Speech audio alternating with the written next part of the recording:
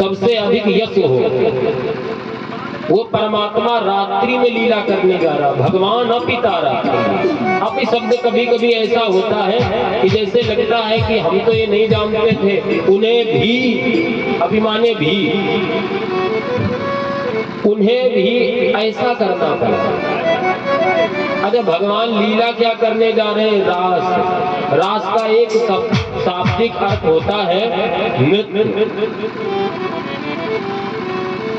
रास का एक शाब्दिक अर्थ नृत्य भी होता है। भगवान भी रात्रि की लीला करने के लिए उद्यत हुए और उसमें भी रास। वैसे तो रास के बड़े अर्थ हैं। रसो वही सह, रस ही परमात्मा है, जो स्वयं भगवान की ही अनंत लीला हो, परमात्मा की अनंत लीला हो, उसे कहते हैं रास लीला। जहाँ एक परमात्मा अनेक होकर के लीला करे उसे कहते हैं रास। रास का अर्थ होता है शुद्ध, जो परमात्मा की सबसे शुद्ध लीला हो। भगवान भी रात में लीला, और रात ऐसे नहीं ता बहुवचन का प्रयोग किया, साते ता। शरदोत्फुल्ल फुल्ल मल्लिका, उस रात्रि में जिसमें शरद ऋतु की रात्रि बेला आदि के पुष्प खिले हुए, भगवान ने मन के चक्र को देखा। क्योंकि भगवान का एक नाम है अमना। आज भगवान को क्रीड़ा करने के लिए मन के चक्र की भी जरूरत पड़ी। दीक्षरन्तुम मनश्चक्रे योग माया उपाश्रितः, भगवान योग माया के आश्रित हुए। देखिए यहाँ पर योग माया का अर्थ भगवती श्री राधिका रानी। वैसे भागवत जी में भगवती राधिका जी का प्रत्यक्ष नाम नहीं आया। भागवत जी में भगवती राधिका जी का प्रत्यक्ष नाम नहीं आया। सुखदेव जी ने कई जगह पर परोक्ष में नाम लिया, क्योंकि भगवती श्री किशोरी जी सुखदेव जी की गुरु थी, ऐसा संतों ने बताया। और अगर सुखदेव जी श्री किशोरी जी का नाम ले लेते तो इनकी 6 महीने के लिए समाधि लग जाती। और परीक्षित जी के पास में समय बहुत कम था, इसलिए सुखदेव जी ने भगवती श्री राधिका जी का नाम ही नहीं लिया। हाँ, भागवत जी में कई जगह पर संकेत दिया गया। कई जगह पर किशोरी जी के नाम की जगह रमा, रमा नाम से संबोधित किया। अब यद्यपि रमा लक्ष्मी जी का नाम है, रमा लक्ष्मी जी का नाम है, परंतु आगे यही रासलीला में ही रमान नाभम,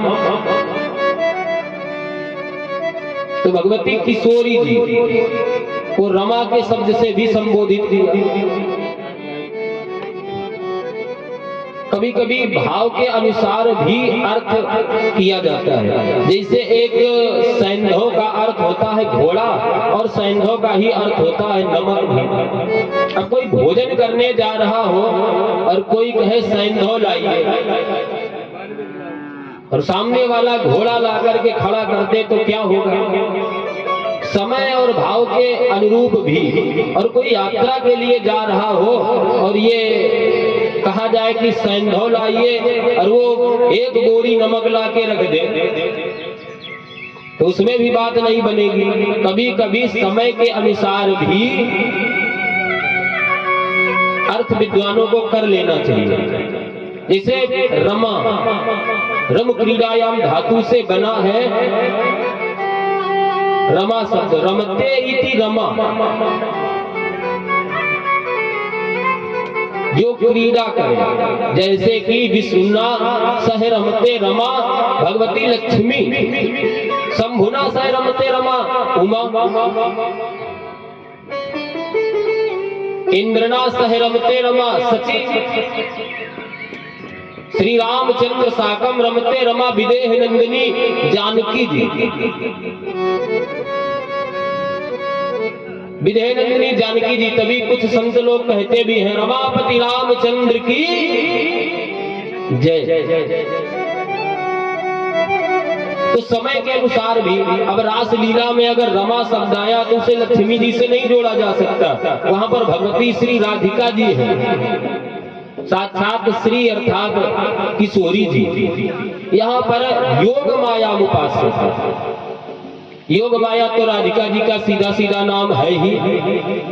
भगवान योग माया के आश्रित हो गए। आगे चल करके रास लीला में ही ब्रजवधू विक्रीडितम ब्रजवधू हृदम च विष्णु। यहाँ पर ब्रज शब्द का अर्थ है व्याप्ति और वधू भगवती किशोरी जी गोपी, जो हर जगह पर वो सत्ता सब पूरे ब्रज में व्याप्त होकर के भक्तों का कल्याण करें, किशोरी यही तो है। तो राधिका जी का नाम प्रत्यक्ष रूप से श्री सुखदेव जी ने नहीं लिया, लेकिन परोक्ष रूप से जरूर लिया। यहाँ पर भगवान पिता रात्रि शरदोत्फुल्ल मल्लिका वीक्षरन्तु मनश्चक्रे योग माया उपाश्रिता। योग माया के आश्रित हुए अर्थात भगवती किशोरी जी राधिका जी के आश्रित हुए, क्योंकि लीला करने जा रहे हैं। और लीला जो भक्तों का और भक्ति का संवर्धन संपोषण करे वही तो लीला है। संवर्धनम संपोषणम च लीला। तो इतनी विशुद्ध लीला है रास लीला, बिना किशोरी जी की आज्ञा और बिना उनके आश्रित हुए तो हो ही नहीं सकती। तो यहाँ पर संकेत मात्र में कई जगह पर किशोरी जी का नाम आया, और रास लीला हो और किशोरी जी ना हो तो हो ही नहीं सकता। योग माया उपाश्रिता। फिर भगवान ने देखा यमुना जी में दृष्ट्वा कुमुदवंत मखंड मंडलम रमा